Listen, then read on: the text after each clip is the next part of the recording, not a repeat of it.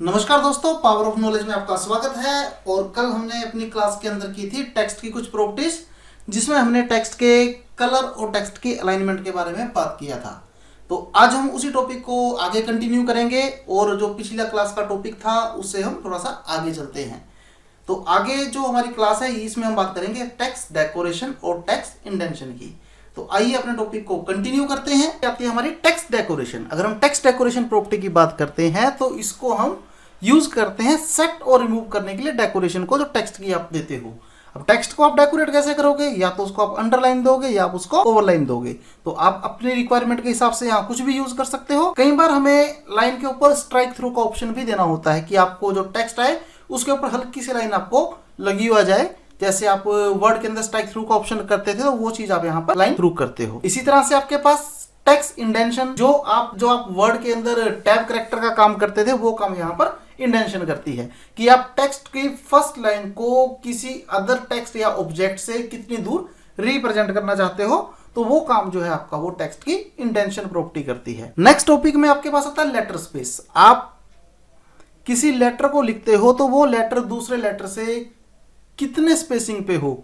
जैसे आपका लूज चाहिए, आपको टाइट चाहिए, आपको वेरी लूज चाहिए, लेकिन यहां पर आपकी ये प्रॉपर्टीज नहीं काम करेंगी। आपको उसको एक यूनिट मेजरमेंट देनी पड़ेगी कि कितने पिक्सल आप टेक्स्ट के अंदर स्पेस रखना चाहते हो, आप लेटर के अंदर स्पेस को रखना चाहते हो। अब यहां पर आपके पास दो अलग अलग चीजें हैं। आपका लेटर स्पेस अलग है, आपका वर्ड स्पेस अलग है। अगर हम बात करते हैं लेटर स्पेस की, तो लेटर स्पेस में जैसे आपने लिखा LETTER, तो L और E के बीच में कितना डिफरेंस हो, E और T के बीच में कितना डिफरेंस हो, T और T के बीच में कितना डिफरेंस हो, T और E के बीच में कितना डिफरेंस हो, और E और R के बीच में कितना डिफरेंस हो, तो वो चीज हम जो है वो रिप्रेजेंट हम करते हैं लेटर स्पेसिंग के साथ। इसी तरह से हम बात करते हैं वर्ड स्पेसिंग की। अगर हम वर्ड स्पेसिंग की बात कर रहे हैं तो जो वर्ड और स्पेसिंग के बीच स्पेस है आप उसको रिप्रेजेंट करते हो कि आपको स्पेस कितना चाहिए, आप कितनी वर्किंग उसकी परफॉर्म करवा सकते हो। नेक्स्ट इफेक्ट आता है text shadow. Text shadow effect है, ये टेक्स्ट को हल्का सा 3D इफेक्ट आपको लगता है कि आ गया है, ऐसा कुछ नहीं होता। आप जस्ट टेक्स्ट की बैकग्राउंड पे उसको एक शेड प्रोवाइड कर देते हो। शेड का कलर क्या होगा, आप उसको हॉरिजॉन्टली कितनी शेडो देना चाहते हो, आप उसको वर्टिकली कितनी शेडो देना चाहते हो, ये प्रॉपर्टीज आपके पास काम करती है। तो जैसे अलाइनमेंट के अंदर हॉरिजॉन्टल और वर्टिकल काम कर रहे थे, लेफ्ट सेंटर राइट वाले, यहां पर आपको पोजीशन देनी पड़ती है कि आपको कितना हॉरिजॉन्टली उसको परफॉर्म करना है। आप सिंपली यहां पर कह सकते हो कि टेक्स्ट की एक तरह से वो एक्स और वाई प्रॉपर्टी होगी कि आप उसको कितना कितना दूर रखना चाहते हो। तो इसी तरह से देखिए, मैंने यहाँ पर एक एग्जांपल को यूज किया है जिसमें मैंने बॉडी को लिया है, बॉडी के अंदर कलर मैंने ब्लू दिया है, टेक्स्ट अलाइन मैंने सेंटर की है, डेकोरेशन मैंने ओवरलाइन की है, वर्टिकल अलाइन मैंने टॉप किया है, ट्रैक जो टेक्स्ट ट्रांसफॉर्मेशन है वो अपर केस के अंदर है।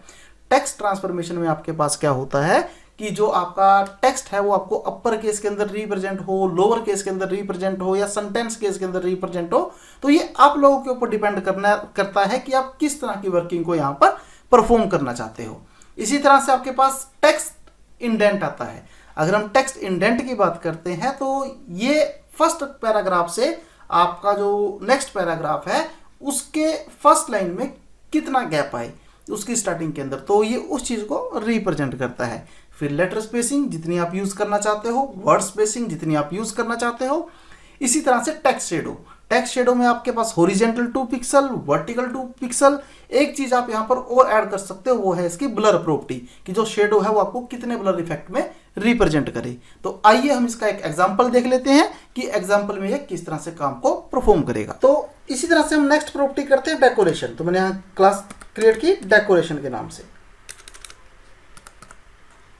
मैं यहाँ पर क्लास देता हूँ डेक के नाम से, और मैंने यहाँ पर अपनी वर्किंग को स्टार्ट किया। तो डेकोरेशन के लिए वैसे मुझे इन चीज़ों की रिक्वायरमेंट नहीं है, फिर भी मैं इन प्रॉपर्टीज को उठा लेता हूँ, हाइट और विड्थ को।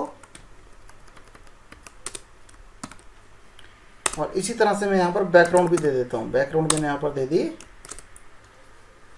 लाइट। मैं प्रोग्राम को सेव करता हूँ। मैंने अगला डिव लिया,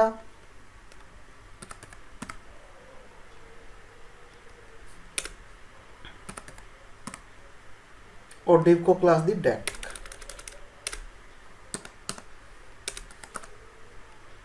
और यहां पर मैं यूज करता हूं टेक्स्ट डेकोरेशन।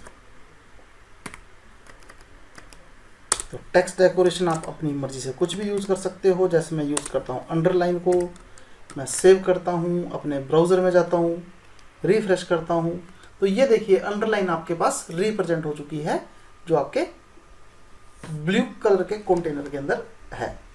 अब मैं कहता हूं मैंने अंडरलाइन तो यूज कर ली, मैं ओवरलाइन देखना चाहता हूं वो कैसी आएगी। तो आप यहां पर ओवरलाइन का यूज कर लीजिए, आप सेव कीजिए, पेज को रिफ्रेश कीजिए। तो अभी तक जो लाइन आपके पास टेक्स्ट के नीचे की तरफ आ रही थी वही लाइन आपके टेक्स्ट के ऊपर चली गई। इसी तरह से यहाँ पर मुझे लाइन थ्रोक चाहिए तो आप लाइन थ्रोक को यूज कर सकते हो।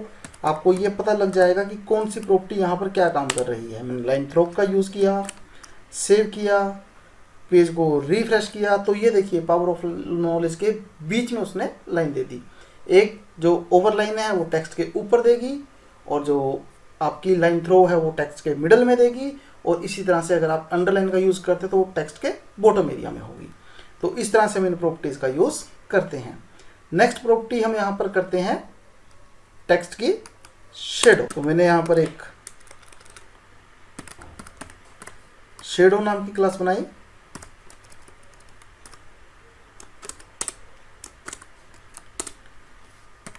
और मैं टेक्स्ट शेडो का यूज करता हूं।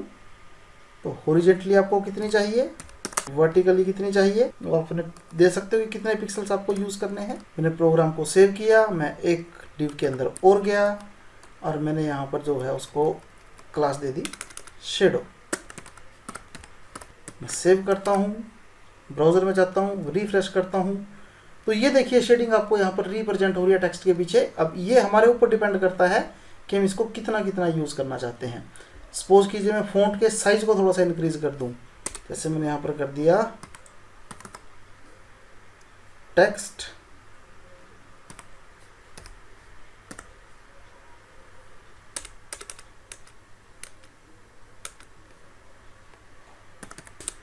Size 24 pixel.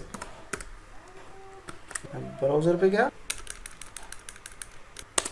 तो मैं फॉन्ट साइज प्रॉपर्टी का यूज करता हूं, मैंने कर दी 24 पिक्सल, सेव। ये देखिए आपको इसने टेक्स्ट रिप्रेजेंट कर दिया। अब मैं शेड यहाँ कम ज़्यादा कर सकता, आपके ऊपर डिपेंड करता है कि आप कितना इसको यूज करना चाहते हो। एक प्रॉपर्टी मैंने आपको इसकी ब्लर बताई थी, सेव करता हूँ, आप इसको ब्लर के अंदर देख सकते हो। ये देखिए आप इजीली यहाँ पर इसको रीड कर पा रहे हो कि आपका जो टेक्स्ट है वो क्या है। इसी तरह से आप इंडेंट यूज करते हो,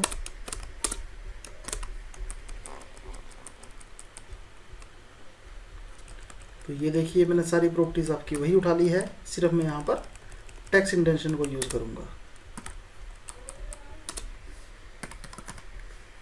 टेक्स्ट इंडेंट कितना आप यूज करना चाहते हो आपके ऊपर डिपेंड करता है, करना चाहते हो ये आपके ऊपर डिपेंड करता है। मैंने टेक्स्ट इंडेंशन को यूज कर लिया।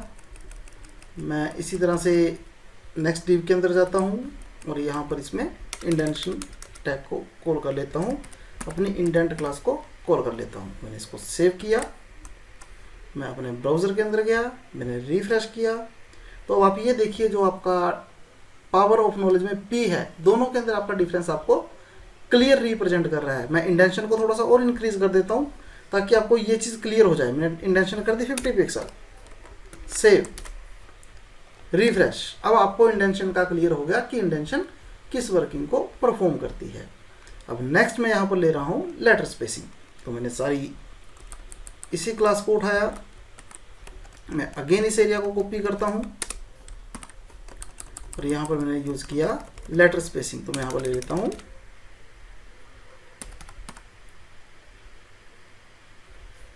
लेटर अंडरस्कोर स्पेसिंग की जगह मैं यहाँ पर करता हूँ लेटर स्पेस, और प्रॉपर्टी में यूज करता हूँ लेटर स्पेसिंग।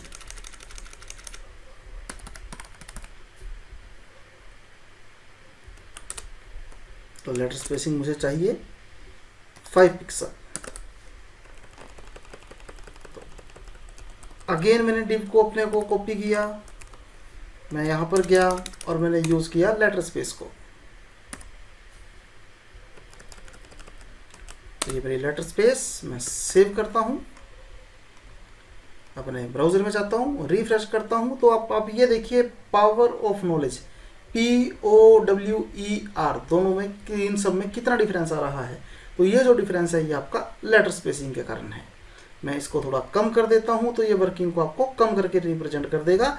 आपकी रिक्वायरमेंट के ऊपर बेस्ड होता है कि आप कितना स्पेस यहाँ पर यूज़ करना चाहते हो।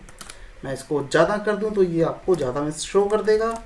जैसे आप वहाँ पर टाइट, लूज, नॉर्मल वर्ड के अंदर करते थे, यहाँ पर यही काम आप जो है उसको एक यूनिट रिप्रेजेंट करके प्रोवाइड करवाते हो। तो फ्रेंड्स, ये था हमारा लेटर स्पेसिंग के बारे में। नेक्स्ट हम यहाँ पर करते हैं वर्ड स्पेसिंग। तो उसके लिए मैं अलग क्लास बनाता हूँ वर्ड स्पेस की। वर्किंग मैक्सिमम में वही रख रहा हूँ जो मैंने यूज़ की थी, सिर्फ मैं एक प्रॉपर्टी को चेंज करूँगा, वर्ड स्पेसिंग, और वर्ड स्पेस में यहाँ पर कर देता हूँ 20 पिक्सल। मैं थोड़ा सा डिव का साइज भी इंक्रीज कर देता हूँ ताकि आपको थोड़ा सा ये क्लियर हो जाए। सेव। मैं ब्राउज़र पे गया, रिफ्रेश किया, तो मेरा जो प्रीवियस है वो क्लियर हो चुका है, और मैं अब वर्ड स्पेस को यूज़ करूँगा।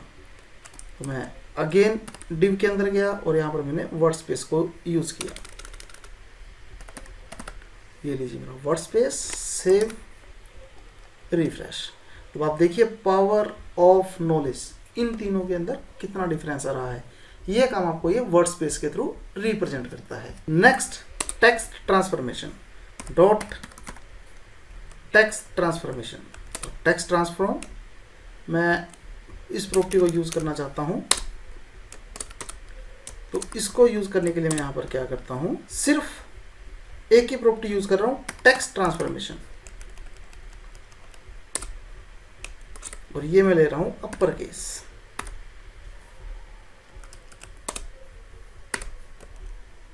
मैं किसी डिव के अंदर गया, मैंने यहाँ पर टेक्स्ट ट्रांसफॉर्म प्रॉपर्टी को यूज़ किया, टेक्स्ट ट्रांसफॉर्म। ये लीजिए, प्रोग्राम को सेव किया। आप देखिए यहाँ पर जो मैंने है वो मैंने सेंटेंस केस में लिखा हुआ है, और जब मैं इसको